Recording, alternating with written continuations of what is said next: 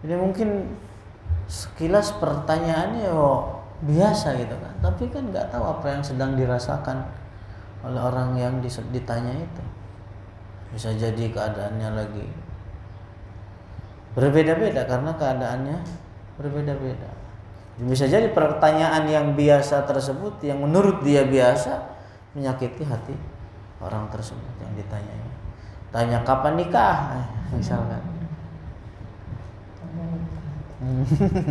Misalkan ya, tergantung kalau orang yang ditanya tersakiti dengan pertanyaan seperti demikian. Mendamaikan sesama manusia. Dalam Al-Quran Allah Ta'ala berfirman, Innamal mu'minuna ikhwatun famaslihu baina akhawaykum wattaqullaha la'allakum turhamun. Suratul Hujurat ayat 11. Sesungguhnya orang-orang mukmin itu bersaudara. Karena itu damaikanlah oleh kalian sesama kedua saudaramu yang berselisih, dan bertakwalah kalian kepada Allah Ta'ala agar kalian mendapat rahmatnya. Quran Surat Al-Hujurat ayat 11. Sungguh betapa besar kebahagiaan seseorang ketika ia berhasil mendamaikan perselisihan yang terjadi di antara sesama muslim yang berseteru, dan betapa gembira kedua belah pihak yang berselisih ketika perselisihan tersebut telah didamaikan dan selesai. Memaafkan kesalahan orang lain. A. Tidak mengulangi kesalahan. Bila kita menginginkan pergaulan yang baik dengan sesama, maka hendaknya kita bijaksana dalam bersikap, tidak keras kepala dalam kesalahan. Artinya, menerima masukan dan nasihat orang lain serta berusaha untuk tidak mengulangi kesalahan tersebut. Itulah pergaulan yang baik dan positif. Adapun makna hadis yang berbunyi manibtuliya bisyai'in min hadhil qadurati falyastatir bisitrillah. Rawahu Ibnu Majah. Rawahu Ibnu Hibban. Rawahu Ibnu Hibban. Barang siapa yang terjerumus dalam perbuatan kotor atau maksiat, maka hendaklah ia menutupinya dengan perlindungan dari Allah Ta'ala. Hadis riwayat Ibnu Hibban. Jadi kalau kita pernah melakukan suatu perbuatan maksiat, hendaknya itu jangan diumbar, jangan diceritakan. Jangan diceritakan. Hadis ini memberikan pemahaman bahwa boleh bagi seseorang untuk menutupi diri sendiri dari perbuatan maksiat yang telah ia lakukan, dan ia bertaubat dari maksiat tersebut tanpa harus pergi ke hakim untuk mengaku dan minta dihukum bahwa dirinya telah berzina, misalnya. Jadi nggak perlu begitu. Artinya tidak perlu yang jelas ketika terjatuh dalam perbuatan maksiat segera bertaubat. Segera bertaubat, kemudian menutupi dirinya dengan tidak menceritakan perbuatan maksiat tersebut. Terus kita jangan berharap untuk bisa bergaul hanya dengan orang-orang yang sempurna saja, karena tidak ada siapapun yang sempurna di antara kita. Kadang kita sibuk mengoreksi kotoran dan aib pada saudara kita, tapi kita lupa dengan aib yang ada dalam diri kita sendiri. Maka beruntunglah seseorang yang menyibukkan dirinya dengan aibnya sendiri daripada mencari-cari aib orang lain. Koreksi diri sebelum mengkritik orang lain. Poin B.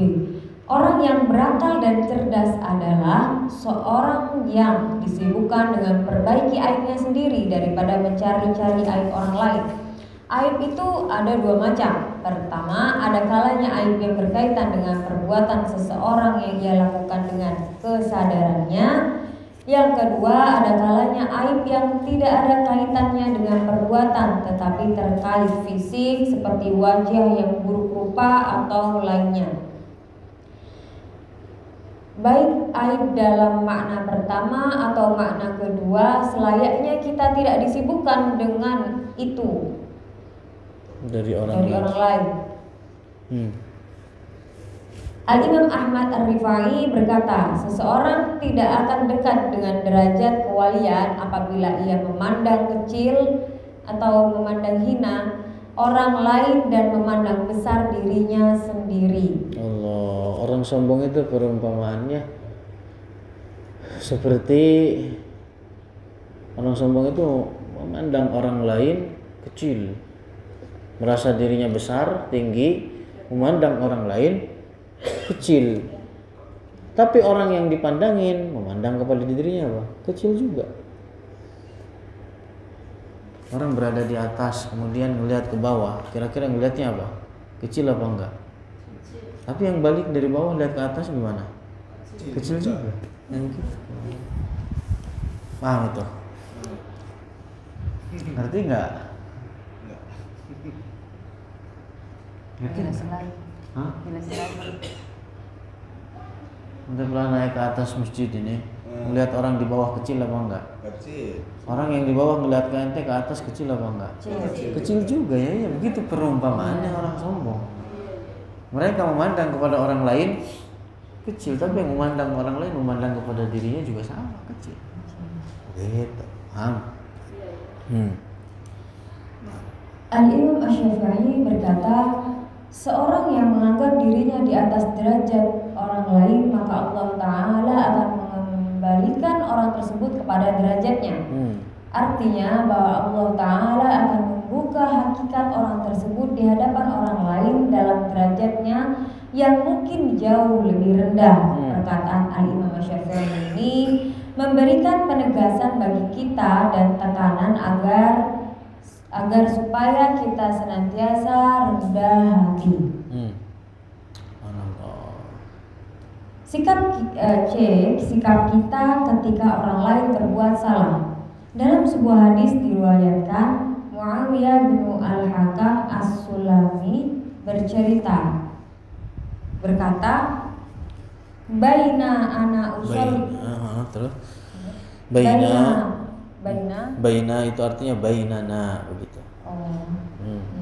Baina ana usolli ma'a Rasulillah sallallahu alaihi wasallam id aqasa rajulun minal qaumi faqultu yarhamukallahu faramanil qawmu bi absarihim faqultu wa sukla ummiyah ma sya'nukum tanzuruna ilayya faja'alu yadribuna bi aydihim ala akhadihim falamma ra'aituhum yusammitunani lakinni sakat falamma shalla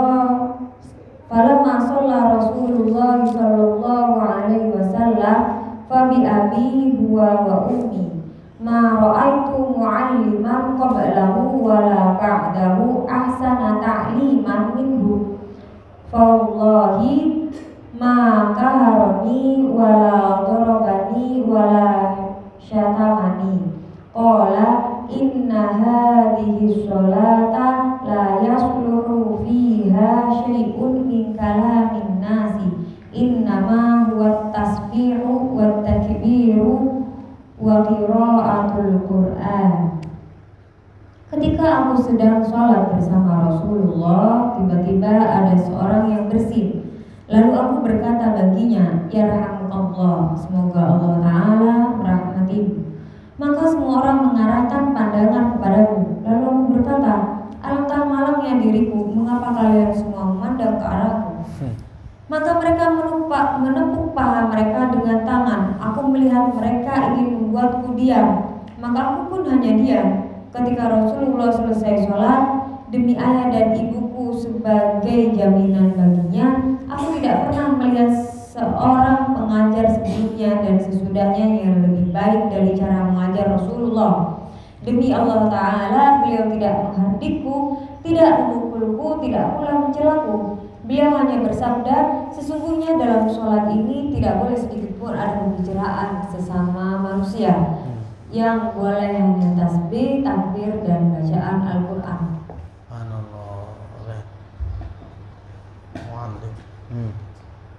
Dengan demikian, maka hendaknya seseorang bersikap lemah lembut dan penuh kasih sayang ketika bergaul dan berbicara dengan orang lain. Hendaknya menjauhi sikap kasar, karena lemah lembut itu merupakan perhiasan, sementara sikap kasar itu merupakan celaan. Maka hendaklah kita memilih perhiasan, karena dalam menyampaikan nasihat kepada orang lain sangat dibutuhkan sikap bijak dan adab mulia yang merupakan perhiasan akhlak terpuji. Dalam sebuah hadis dijelaskan, maka narifqu fi syai'in illa zana. Tidaklah ada suatu kelembutan dalam sesuatu kecuali kelembutan itu menghiasinya. Makna lemah lembut dalam bergaul adalah berbuat baik dengan sesama dengan penuh kesabaran. Seorang yang hendak menasehati orang lain membutuhkan sikap ini agar bisa diterima oleh yang dinasehatinya. Subhanallah, begitu. Ini kalau hendak menasehati itu ditunggu momen-momen yang tepat. Makanya dibutuh kesabaran. Syekh Abdullah begitu demikian. Ketika mendengar ada orang yang mencaci maki Allah, Syekh Abdullah nggak langsung hantam. Orang marah, gitu kan? Kemudian mencaci maki Allah. Terus Abdullah nggak langsung marahin, nggak langsung nyuruh tasyahud, nggak tasyahadat, kan? Tapi apa? Ditunggu dulu. Ditunggu sabar, tenang, lemah lembut, sampai orang itu amarahnya reda, kemudian kembali normal, gitu. Nggak bergejolak amarahnya. Baru setelah itu dinasehati secara pelan. Kembali orang tersebut mengucapkan 2 kali syahadat. Orang kalau lagi marah kemudian dimarahin lagi, nambah marah, kan begitu kan. Makanya di sini dijelaskan tidak ada suatu kelembutan dalam sesuatu kecuali kelembutan itu menjadi menghiasinya. Terus.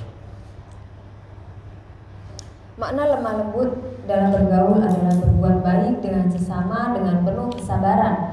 Seorang yang hendak menasihati orang lain membutuhkan sikap ini agar bisa diterima oleh yang dinasihatinya. Dengan demikian, ketika kita mendapati orang lain berbuat kesalahan, maka sampaikan nasihat kepadanya dengan cara personal. Jangan sampai kita tertipu setan hingga kita jatuh dalam perbuatan ghibah. Jadi dalam menasihati juga langsung didatangin orang yang ngobrol 4 mata, ngomongin 4 mata. Jangan sampai kita dikelabui setan sehingga akhirnya kita menjadikan menggibah orang tersebut, ngomongin di belakang. Langsung kalau kita melihat keburukan dari orang tersebut, dinasihati, didatangin. Kemudian ketika menasihati jangan sampai kita ingin dipandang dengan pandangan pengagungan kepada kita karena kita mengetahui keburukan orang tersebut. Paham itu maksudnya? Tetapi apa ya? Kita ingin kebaikan terhadap saudara kita, terhadap orang itu sebagaimana kita menginginkan kebaikan untuk diri sendiri.